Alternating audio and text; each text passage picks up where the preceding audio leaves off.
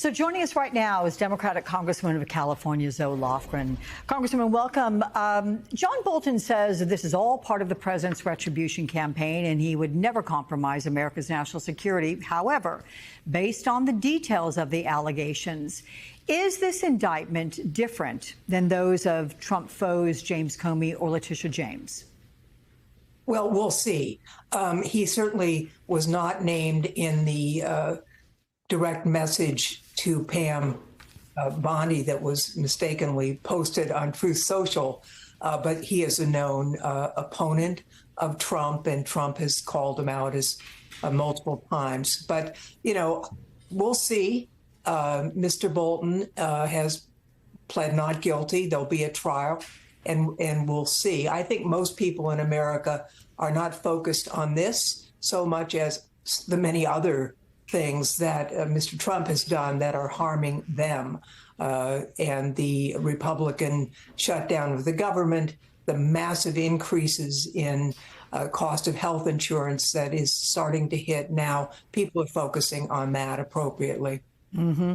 You know, you mentioned that DM, really, that the president intended just for Pam Bondi, and the White House admitted it was a mistake, which brings me to this question. As a member of the Judiciary Committee, what was your reaction when you saw the president, flanked by members of the FBI and DOJ, using the Oval Office to implore them, okay, let's call it, pressure them to look into both Senator Adam Schiff and former Special Prosecutor Jack Smith? And are you worried at all that your California colleague, Adam Schiff, will be targeted next?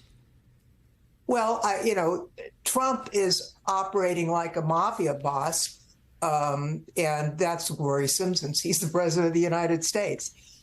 He mentioned Adam Schiff in his direct message to the Attorney General. It's completely improper. I mean, it's outrageous, but not a surprise since Trump, a convicted felon, does not appear to care much about what the law and the Constitution require of him. Do you have a sense that Donald Trump doesn't mind if somebody is not found guilty? It's just the process, the difficulties that he places on these political foes, forcing them to go through not only their bank accounts to pay for attorneys, but just the arduous nature of the time they have to spend on this?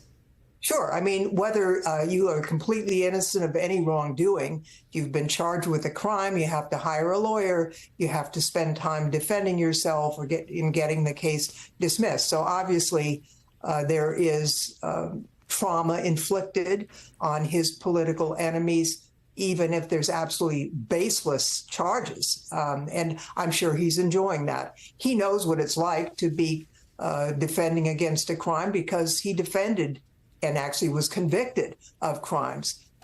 These individuals will not be convicted of any crimes, but they'll have to go through the process of defending themselves.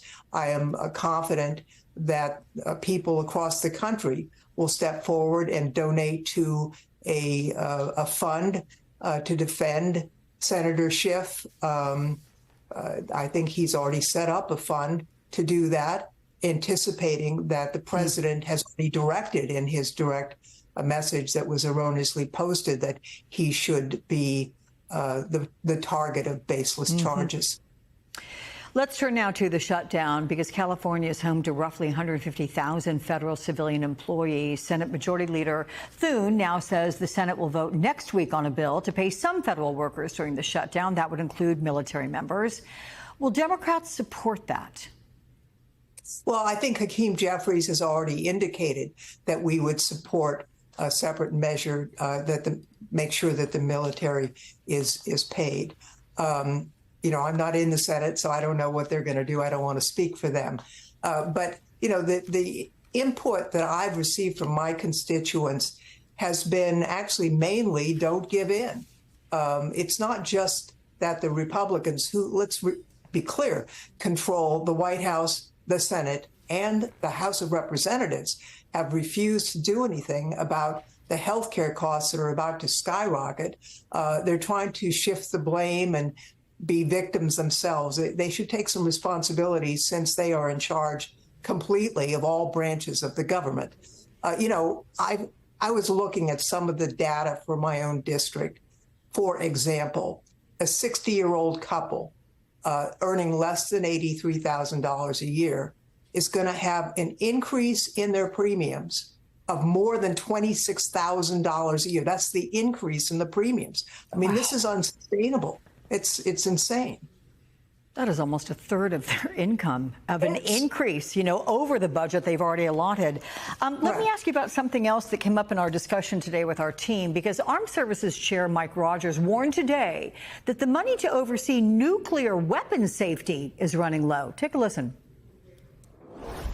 Another consequence that we're dealing with, we were just informed last night by the National Nuclear Security Administration, the group that handles and manages our nuclear stockpile, that the carryover funding they've been using is about to run out.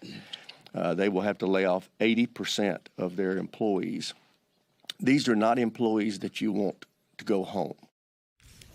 Scenarios like this, does it add urgency to reopening the government?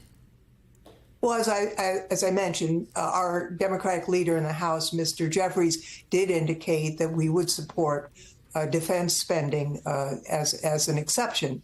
But whether Thune and others want to do that, as I say, they're in charge. No bill gets called up unless they decide to call it up. And in fact, the Speaker of the House has sent everyone home. We haven't been in session for more than 3 weeks. It's absurd.